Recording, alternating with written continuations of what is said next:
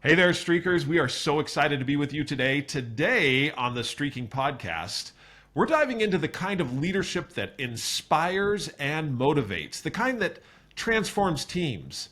Our guest has a gift for helping leaders ditch the corporate buzzwords and actually get results. With coaching that's clear, fun, and fiercely effective, he's known for turning burnout into breakthrough, silos into synergy, and meetings into something people might actually look forward to. We're talking leadership characteristics, streaks that stick, and how consistency fuels momentum. Please welcome. Oh, I'm going to have to do this over again, Kurt, because I need to know how to pronounce your last name. All right. Everyone does your I was going to stop you, I know. and then I'm like, maybe he'll just say Kurt and ask him in the middle. No, I got to know his last name. Sorry. I think you should leave this in. This is great. This is great TV, a great podcast. Yes, yes. So how do I pronounce your last name? It is Wuerfele. Wuerfele. Okay, that's it. Okay, so we'll leave this in and say, please welcome Kurt Wuerfele, and let's start streaking. All right, Kurt, after that fun introduction, That's great. where in the world are you today? Yeah, right now I am in beautiful Valencia, Spain. I moved here about a year ago and have been totally enjoying it. Absolutely beautiful place to live. Wow. That's wonderful. What is and you've got, I mean, you've traveled or live in a couple of different places. What prompted all that? Take us a little bit on that journey first before we get into some of your other journey. Oh gosh, a couple of my core values are like adventure and environment. And so when I had the opportunity to just go, as a digital nomad, basically, I thought it was a great idea. The time was right. And so I wanted to see the world. And so I wanted to experience different cultures and different ways of doing things. I'm half German.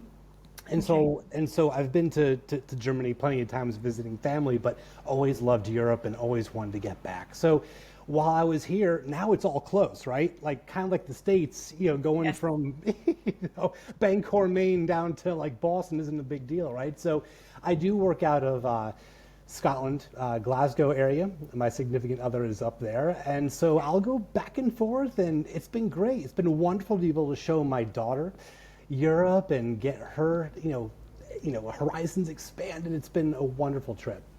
Yeah. Wow. That is fantastic. And you've seen so much. Now, have you traveled more of the world than just the areas where you are? I mean, do you kind of, as an adventurer, I'm supposing you've gone many places. Yeah, I have. I mean, the biggest thing is I'm a backpacker, so you'll see it on my website, all these pictures of mountains and stuff like that. I do backpack all over the place, been all over North America, done some hiking in Europe and in China too. I tell people we adopted our daughter from China. So when we were there, we got a chance to see the Great Wall. So I can officially say I hiked the Great Wall in China. That's great. We'll throw it in there, That's awesome. That is so great. Is there one in particular backpack trip that's the highlight for you? That's like, you know what, that was one that just always sticks Always in my sticks in memory. the memory, yeah. Oh, Jeffrey and Jamie, these are great. How do you pick the one? That's like asking you to Wow. pick your favorite child. I think you guys are coaches or something. I had a really big transition and breakthrough in my life, probably back in around 2015 or so, when I finally got loose of a lot of self-limiting beliefs and started taking some really positive action to start releasing a lot of this that I've been carrying around my entire life.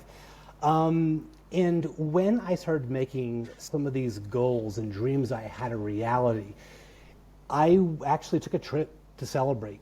And I went out with one of my best friends. We went out to Estes Park, went to Rocky National Forest or Rocky Mountain National Park. Of course, yes.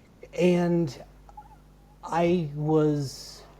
it was a really, really emotional, spiritual, beautiful time where I was like, oh my gosh, I'm in my happy place. The mountains are always where I love. And I did it. It took a lot of blood, sweat, and tears. It took a lot of self-discovery. It took a lot of willingness to be aware. But like I always tell my clients, awareness is the key foundational piece to any meaningful change we want to make in our lives. And I embraced it, accepted it, and I got to where I wanted to go. So I think of that trip as being like just the crown jewel on a very, very special journey of mine. So. Wow. That's great because we love Estes Park. We Uh-huh. spent a lot of years in Colorado and we love the Colorado Mountains and the Rocky Mountains. So as you were talking, I'm like, yes, I can believe that being in Colorado would be this opportunity to just really have a spiritual experience. And I love that you said awareness because I talk about that a lot with people that awareness is the beginning of it because you can't address something you're not paying attention to, that you're not aware of. And it's great when people can help us be aware of the things that we're not aware of ourselves. But that's just like the first step. And then afterwards, I'm like, now you've embraced the hard work. That's right. Now you have to actually look at it and choose to keep going with it and be okay with starting. I feel like we kind of, when wearing of something is kind of like learning to walk again. You go back to starting at this place where you're not as comfortable and you have to be patient with the growth because it's more small, new. Yeah, no, Jamie, you bring up such an important point because you're right. Once you have the awareness, and sometimes we don't want the awareness, right? No, yeah, that's where the work becomes. You're like, am I going to accept this now or comfortably live in denial? Because I was happy where I was. That's exactly. You know what? Ignorance really is bliss. It is. Until it's not true. anymore, right? Sometimes until it's right. But you're absolutely right because I think some of the work that even for me.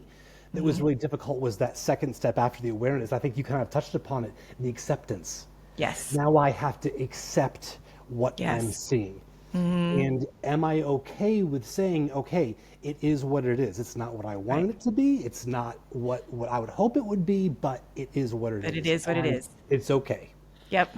Yeah. And then getting past the place where you blame all the people around you for it being there and look at it and be like, okay, I'm going to now take responsibility for what it is. Yes. And start the hard work of I don't want it to be that way. I'm going to change. I'm going to do things differently. So There you go.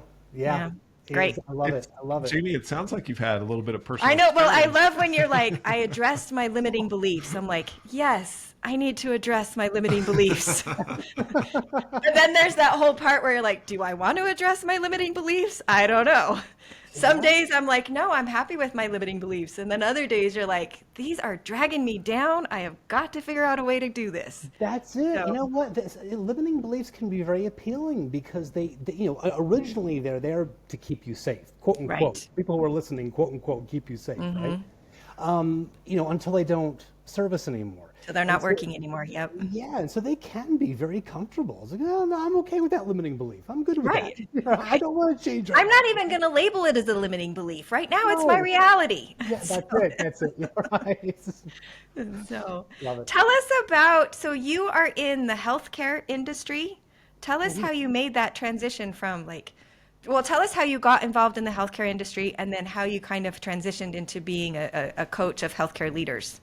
Absolutely. So really, I was in training. I was involved in training and leadership development at a nonprofit hospital system in North Carolina. And so that's why I went through my coaching certification while I was there because I really wanted to enhance what I could bring from a leadership perspective. It's building upon my career. So when I was there, I ended up meeting a good friend through mutual friends. And one of my best friends now is Aaron Blackmore of Blackmore CPA. So he was there in the town that I was working in, and he has a CPA firm that basically they specialize in healthcare financial reporting, and they really help get their clients unstuck from their financial reporting process woes, right, and really put them in a place where they can feel in control. And that's really important because when we met, he asked me to coach him. I coached him, then I coached his team. And then he's like, okay, can you coach some of my CEOs for some of our biggest clients that we have who are CEOs of nonprofit hospices? And I said, well, absolutely. And at that time, there was two big things that were going on. Number one, COVID hit. And number two, the hospital system that I was going through was going through a merger. Okay. And it was a nonprofit being merged with a for-profit. Two completely different worlds colliding. They had me coaching directors and helping with that transition process. So at that time, I started talking to Aaron, and I'm like, there's an opportunity here, right? For me to actually put into practice what I love doing, but do it in the way that I've learned through my, core energy coaching methodology, but also taking these merges and these transitions that people go through, seeing what not to do, seeing what to do. And so it was an opportunity to see hospices just in leaders thrive through change. So I think there's also a little bit of a heart piece to this too, because I've been involved with many different ministries throughout the years that I was by bedside of people who were terminally ill, people who were in hospice. So I have a lot of familiarity with it. So this is a part of my beating heart. This is a part of my purpose, my passion, to see people pass on with dignity, with love, to know they've always been loved. And so it really just was a match made in heaven. And I developed a program that specifically met the needs of these CEOs who were just dealing with post-COVID chaos. I'm sure you guys have seen this plenty of times in the past few years, right? Just Yeah. recovering from that blow, especially with healthcare on the front Yeah. lines. It was downright traumatizing for a lot of them. So to be able to work in such a meaningful and powerful way with an organization like hospices, palliative care, home health, that is so noble and so honorable. It was an honor, and it was just the right time, right place. Oh, that's awesome. As I think about, as you're talking, I think about hospice. So my father passed away, about 4 years ago now? 4 years ago. And the individuals he was suffering from chronic heart failure. So when he was, near death, we had hospice come in. And that is some of the most amazing experiences that we have with those individuals. I mean, they became fast friends because of the time of life that we're in and where we are. And they were right there when he passed with us. Yeah. And it was just a moment or actually they had just left, didn't they? And we were right there. I just remember feeling so grateful for someone who had so much compassion. It takes a lot of bravery to be there at the end of someone's life and to deal with all of those emotions of the people around and the person going through it, but also so grateful for their expertise in, I feel like they were helping your dad to be comfortable, but also helping us to understand how to manage some of what we were feeling, but also to feel confident in what we were doing. It was nice to have somebody there that wasn't emotionally connected to what was going on, but yet emotionally connected to what was going on. Does that make sense? Yeah, exactly. That's exactly right. And I think that level of, I think you hit the nail on the head, empathy. Yes. A place to be heard, someone to share and to guide you through this in a loving, professional way. It's a gift. Hospice is an absolute gift to not just the patient, but like you're saying, the families too. Yeah, it was a huge. So the question that brings up in my mind is, how do you, in your coaching, help the leadership connect with the front line, with that individual that's coming into our home? Because that individual reports to someone that is probably not going into the homes or not doing on the front line, but you're helping that connection, from what I understand, and what you do with your coaching. So you have on your LinkedIn from carpet walkers to care advocate. Yeah. And Jeff and I were like, we don't know what a carpet walker is. So we were looking it up, and it was fascinating to recognize that it's people that are working more administrative, less with the patients. And as I was reading about it, I thought I could see the perspective of the people that are working with the patients and in the trenches doing it day by day. But there's also a need for administrative. There has to be policies in place and structure, and how challenging it would be to feel that disconnect, because both are taking on the person that's with the patient.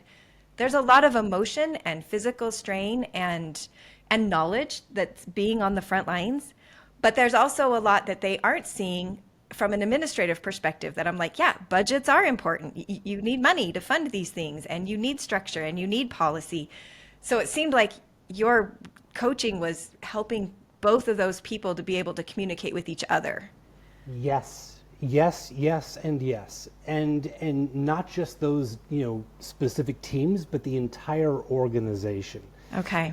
And so I think what motivates me with all this is I want to see there be a deep understanding and, again, awareness Yeah. with the leaders and the teams and the organization for who they are, what their purpose is, what their mission is, their core values individually, and then together.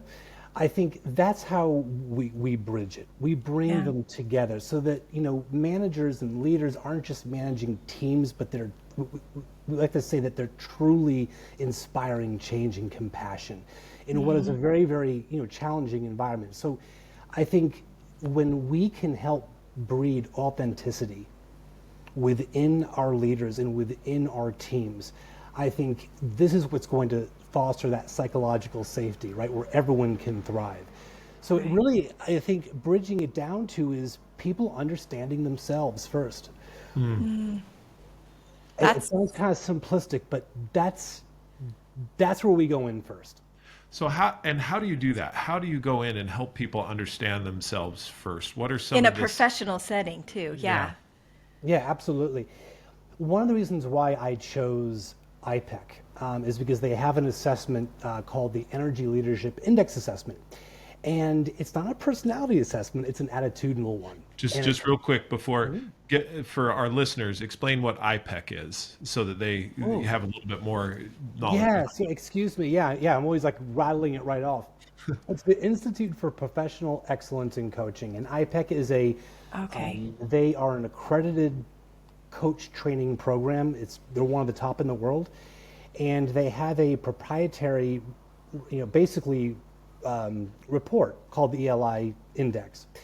And basically what it is it's an attitudinal assessment that shows someone how their perceptions are either holding them back from what they want or bringing them closer to them. So basically it's going to give you a snapshot of 7 different levels of energy. One being the lowest, where we're kind of like in fetal position, right? And one being like, a space where maybe we are euphoric or in a time of meditation or prayer or whatever. Each one of these levels is within everyone at any time, any given point of the day.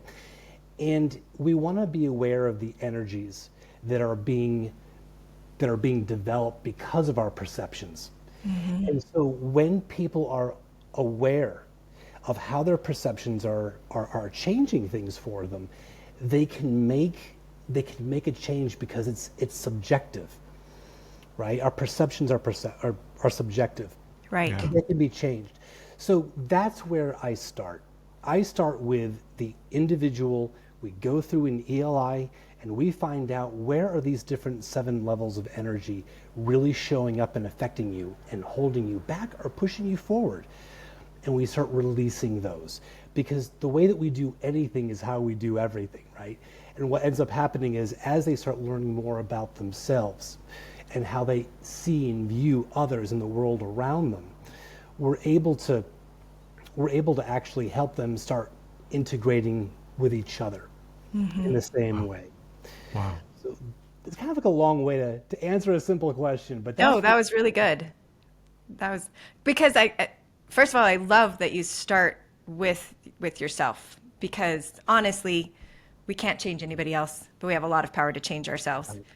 And I love that you start with helping people see perceptions, because it is so easy to assume that your perception is reality and that other people are perceiving things in the same way.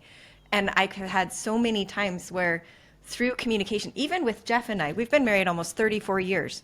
And there are still times that I say something and we get going and I'm like, that's what you were thinking? Or he'll say to me, that's what you were thinking? Like our perception, even with how well we know each other, it still takes a lot of intentional effort to understand how he's perceiving something as opposed to how I'm perceiving something. And not assuming that my way is right or your way is right, Or that you're thinking exactly like I am. Like my perception is reality, therefore it's your reality as well, when Right. oftentimes it's not. That's exactly it. That is exactly it. You know, and that's the beauty of the entire thing is I think there needs to be that willingness Yes. to be able to understand that.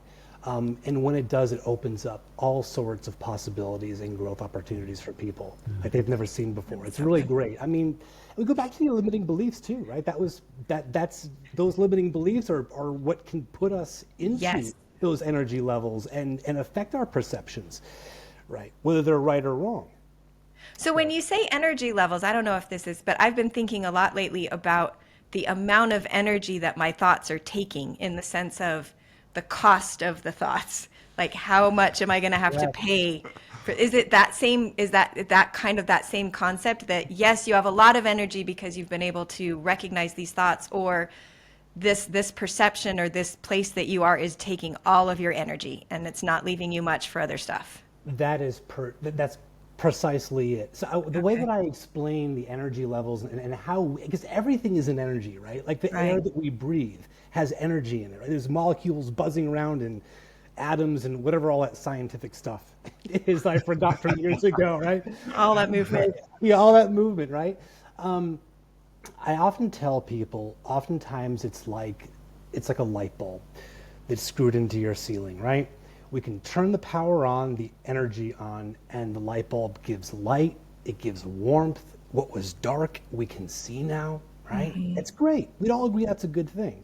Now, if I unscrew that light bulb and stick my finger straight up into that socket, pow, it's the same energy, very different result, right? That is really good. Yes. So are you experiencing your energy by choice because it serves you, or by default because it's what you're used to? That's what we peel back immediately. That's really good. Yeah. I want to go to something Jamie mentioned and get your thoughts on it. One thing you mentioned, Jamie, is you said we have the power to change ourselves. And what I know is that you have to believe that. Yeah. In other words, a lot of people don't believe they have the power to change themselves. What's your thoughts on that? I got a lot of thoughts on that. You're absolutely right. And sometimes we have really, really, really deep-seated limiting beliefs that are stemmed, as we know, in trauma. They've been Right. with us from the very beginning, from something that we sustained, because we all go through it, right? And it Right. forms our perceptions about ourselves and the world. Sometimes those are so strong that someone may not feel they even deserve to be able to set a goal or have a dream or want to change Wow. or believe they can.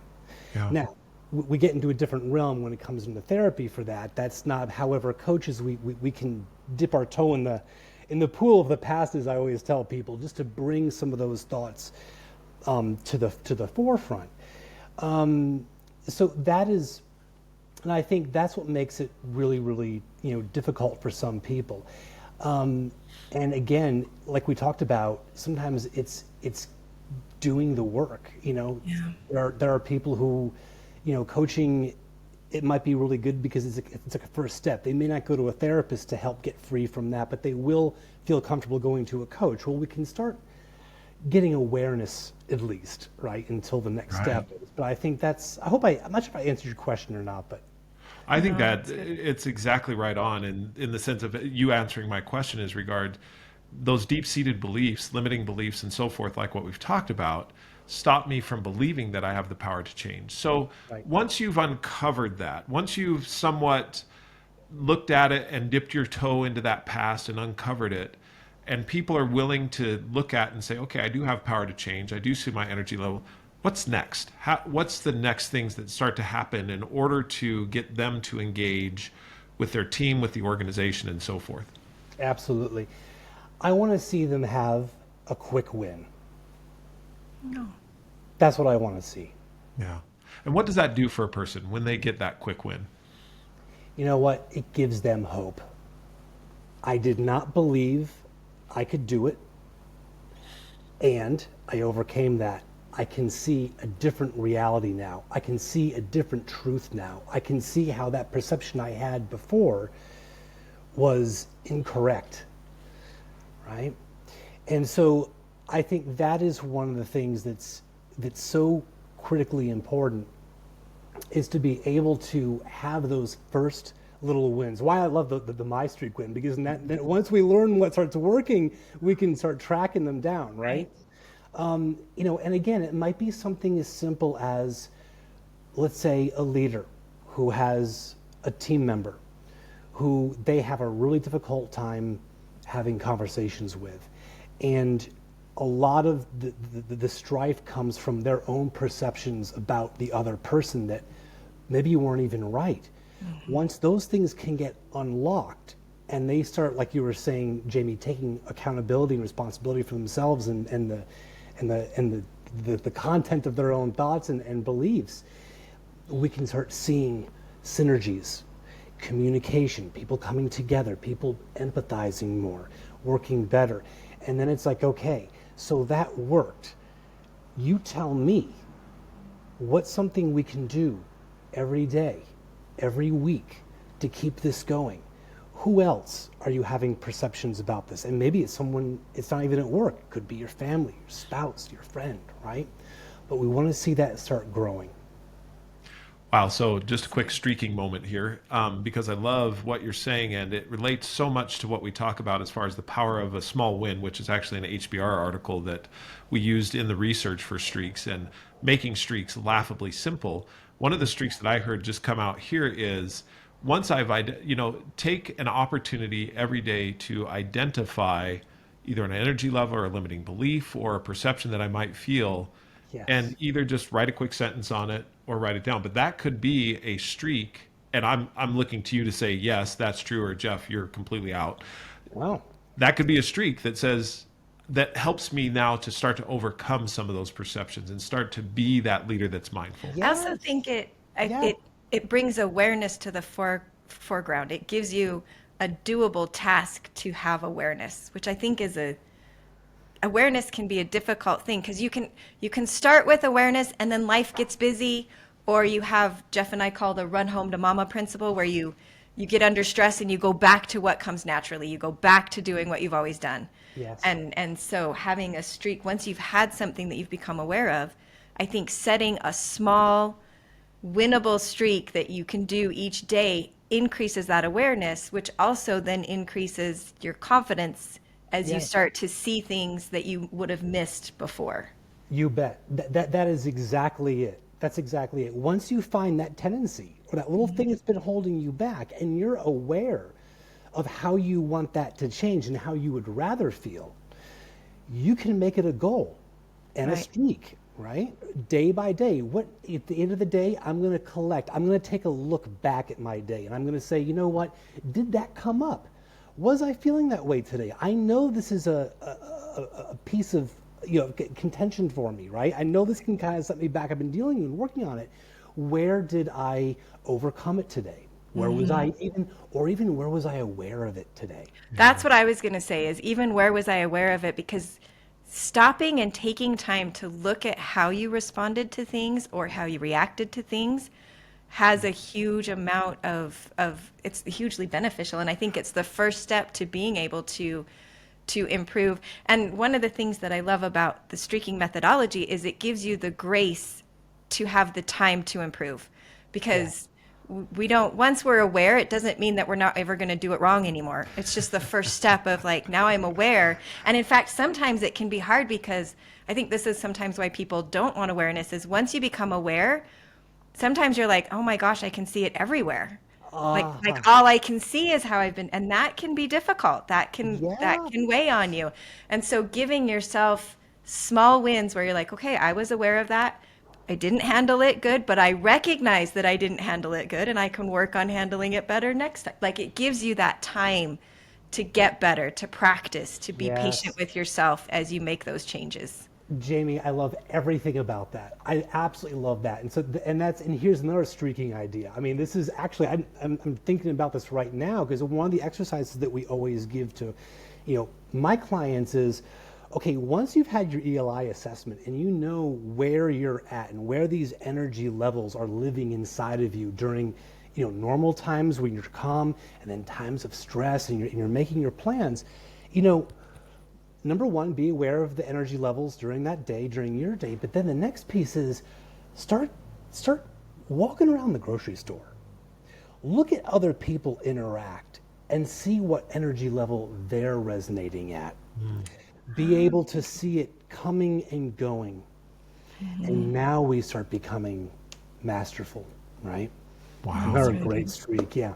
Yeah, that is really good. So just a quick shameless plug for the MyStreaks app, because we just released a journal portion to the MyStreaks app where you could, at the end of the day, basically record what it is you saw and what you're saying about going around the grocery store and seeing how other people are interacting and recognizing that, oh man, that now really starts to bring enlightenment to the energy levels and to, I guess, bring together what I've been learning.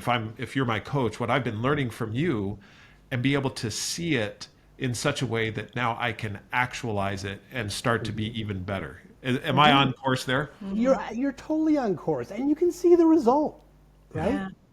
You can see the whole thing from start to finish.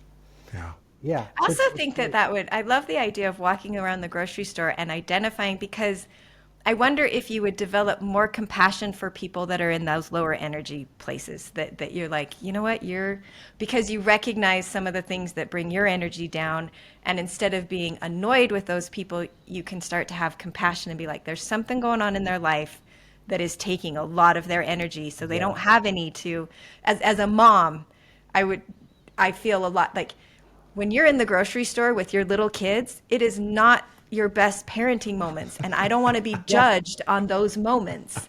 So being able to see where the energy is, I picture myself seeing a mom kind of getting frustrated with the child in the grocery store and recognizing there's a lot going on there. She's in an energy depleted state, and needing to have opportunity to be more compassionate with that, rather than assuming entire characteristics or character traits of an entire person based on one moment of seeing them. That's, you know what, Jamie, as you're talking about that, I think what you're talking about is judgment. Yes, absolutely. And a lack of, that's exactly what happens. We're going to stand back and not keep that judgment And that's exactly it. And the less judgment we have in our lives towards ourselves and others, because sometimes when we do judge those people who are, having a hard time in the grocery store, right? It's the same way that we would judge ourselves. Absolutely. Yes. So we get to start releasing that and understanding it and seeing it and take a different perspective on that when we catch ourselves, right? With something else I could think. It's really powerful.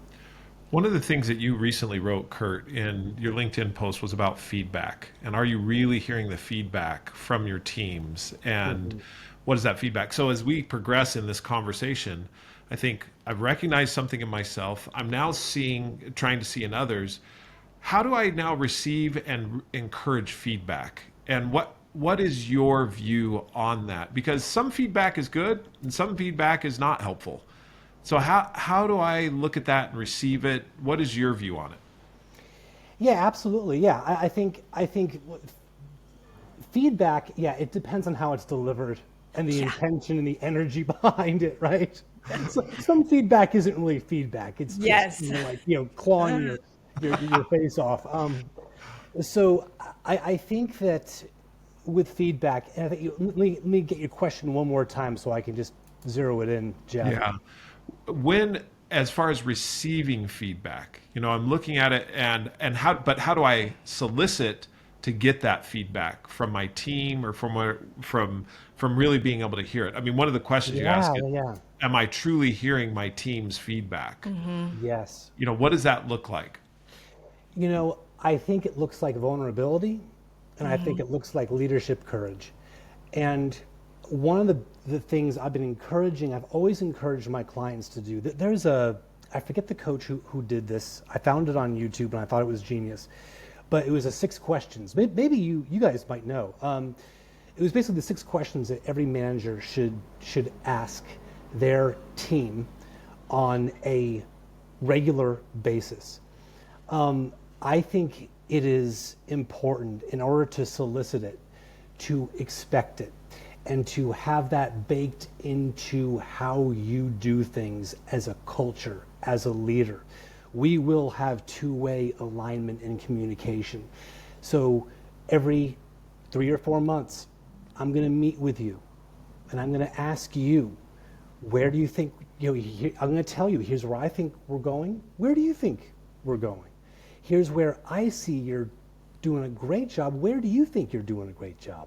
Here's where I think you may need some work. Where do you think, if you're the coach of you may need some work?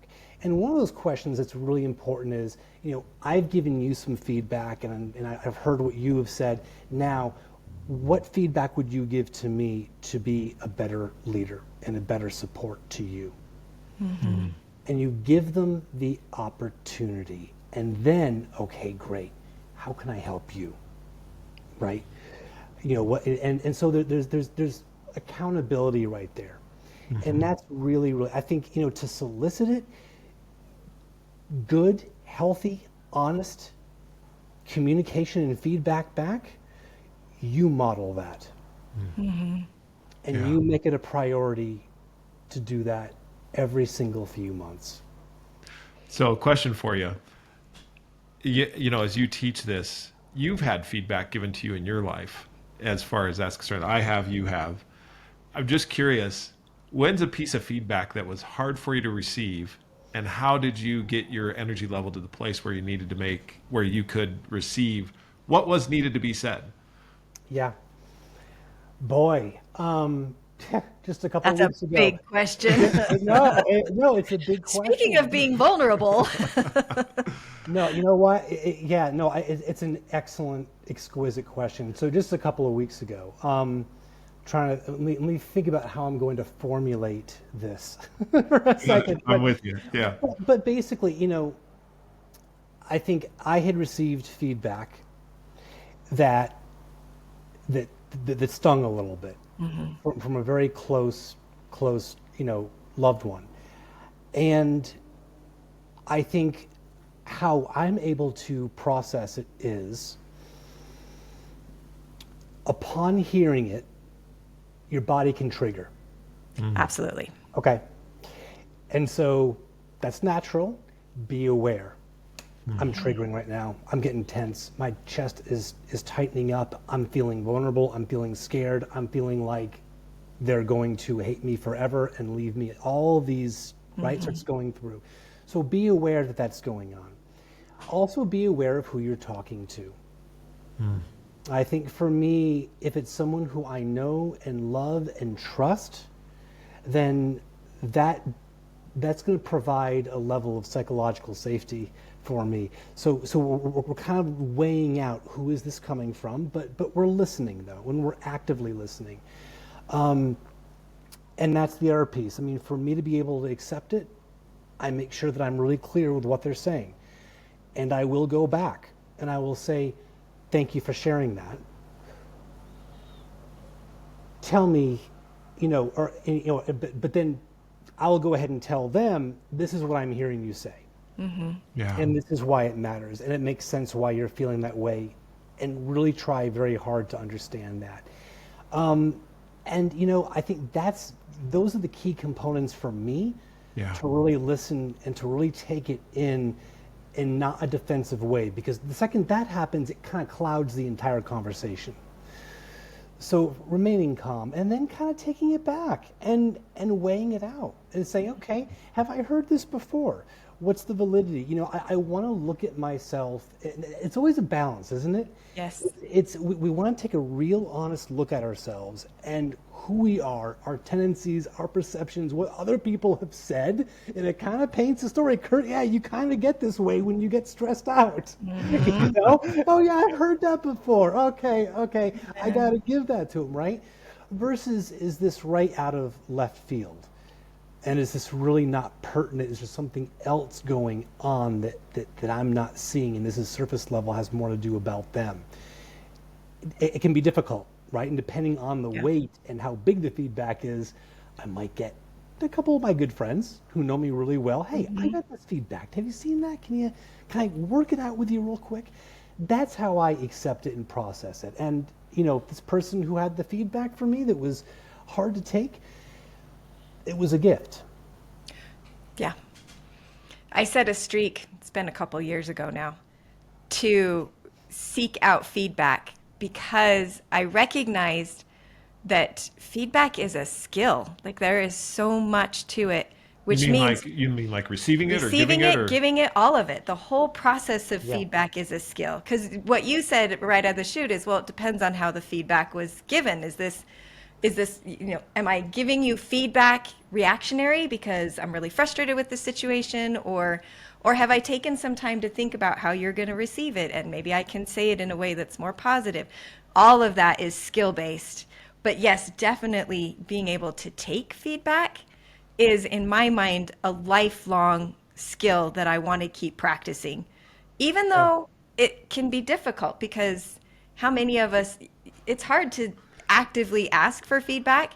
It's worse, I think, when you get it when you weren't asking for it. Because then you're like, wow, I thought I was doing good and you don't think so much. And so It's like when a manager calls you into the office. Kurt, can I see you for a few minutes? Yeah. Just real quick. Yeah, Oh no! Oh, boy. Close the door behind you. Close the door behind you. That's when you know. Oh, I'm getting gosh. some feedback. Here So I comes the feedback. love all the things that you said are so key to developing that skill. Where is this feedback coming from? Who's the source? Is this a trusted source, and evaluating both of them? Trusted sources can have high value, but so can sources that you're like, we don't know each other very well. That can have high value as well. And that was the reason I set the streak, is because I was like, not everything that somebody says is true feedback. Like it takes skill to understand and to peel away what is the real feedback. And then sometimes you can get to a place where you're like, this is what they said. That's not true, but this is true. This is what they should have said. And you learn that. You know what I mean? And it's a skill. It's a skill to be able to get to this place. There's a quote somewhere that said, everything that someone says, there is some kernel of truth to it. Like there's something in my action. There's something in the way that I'm doing that I can learn from it, even if 99% of it is coming from a false perception that they have or something. There's still a place where I can gain that 1% and learn something from this. But it's a skill to be able to discard the other 99 and not take it with you and have it become a part of your identity. Absolutely. And but you hit on such an important note there, Jamie, because we have a saying at IPEC that says, everyone we meet is our student and our teacher. Yes. And I think that's really important to remember. Okay, there's always something to learn from everything, even negative feedback that has no merit. Right. That was attacking. That was okay. So, what can I learn? I don't know. What would you like to learn? Right. What would be good for you to learn? Right. Yeah. Yeah. That's good. So as we unfortunately love to keep talking because there's so many fantastic things. As you give advice, well, a couple of things. One, what would you kind of say someone seeking out a coach would you recommend, as they seek it out? What's some of the things to look for? Like look for in a coach, or Yeah. look for in I need coaching? Well, I think either. I mean, you can answer either one of those as far as I think that everyone needs a coach at some point in their life. Yeah, we all need help. I mean, absolutely. At some point. So the question is when do I seek that person out that's maybe outside of my, realm of influence, and it's actually someone like a Kurt? I say, you know what? I need some coaching here. How do I handle this? What would be your advice on that? I think the moment you need some assistance Yeah. with something, Yeah. the moment I have enough awareness to know that what I've been doing is not working anymore. I have enough awareness to know that I've been spinning my wheels in this same rut for the past 6 months, 2 years, 10 years, 30 years. I think when you have tried working with consultants and people who, very well meaning and I'm sure can be very helpful, but give you all the tactics and the strategies on that are going to fix everything, and you realize they're band-aids and there's something deeper going on. When you realize that, and you're in a place where the pain of continuing is going to outweigh the pain of the change, that's when you should be looking to talk to a coach and just have a conversation. You can tell.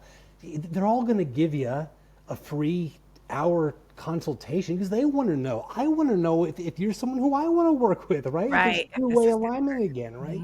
So go ahead, talk to someone and see if it feels right. See what they ask you. And I would say what to look for. I want to know that someone deeply, deeply hears you and sees beyond the story, beyond the drama, but they see the heart and they see the thought patterns and the motivations. That's good. Someone who can speak to that. Yeah. Yeah. Wow. It's powerful. Kurt, thank you so much for being with us today on the Streaking Podcast. It is such a pleasure. When I met Kurt and talked to him the first time, I just thought this is a person who has the highest amount of energy Jeff that I has want been to put on. excited for this podcast. He's you're going to love it. You're going to love this. It's going to be great. We didn't even talk about music either. I mean, we've got musicians over here. I mean, we got a lot in common. I know. We talked. I mean, there's a whole nother podcast right there. Oh, I know. It's good and how music can influence your mood and what that looks like to influence your energy levels and what that. I mean, wow. That's a. Let's put it together. Let's do it. We need to. Absolutely. Well, how can, if someone wants to get a hold of you, Kurt, or if they want to check you as far as if they'd like to hire you as a coach, how can they do that? Absolutely. Thank you for asking. They can email me very easily at Kurt, that's a Kurt, at lifepasscoaching.com, or they can find me on LinkedIn. I'm the only Kurt Wuerfele on there. Okay. The last name is very hard to pronounce. Yes, so there's not a lot of us. We're a brave sort here. Yeah, on LinkedIn you can find me there as well. And you coach United States as well as anywhere. I mean, I know you live in Spain and Glasgow and others, but you coach everywhere. True. I coach everywhere. Yeah, I've got clients on 5 continents right now. Okay. So it's always, that's the nice thing about once you start getting the time zones down and people understand that, okay, I got to meet with Kurt in the morning. It's only in the morning. I got to meet with him at night. It's only in the night. You get an equilibrium and it's okay. Yeah. So yeah, anywhere. Well, thank you so much. And if you'd like to ask Jamie or I any questions about the My Streaks app, which again, we've got the journal feature that has just been released that'll be fantastic for some of the things that Kurt talked about as far as self-reflection and also commenting on your streak. Please feel free to ask Jamie or I any questions. You can do that by sending me an email at Jeffrey, Jeffrey, at mystreaksapp.com or Jamie, Jami, at mystreaksapp.com. Kurt, thank you again. For everyone else for listening, we appreciate you. And until we talk again, we hope that you have a marvelous, fantastic, wonderful day. And as always, Keep streaking.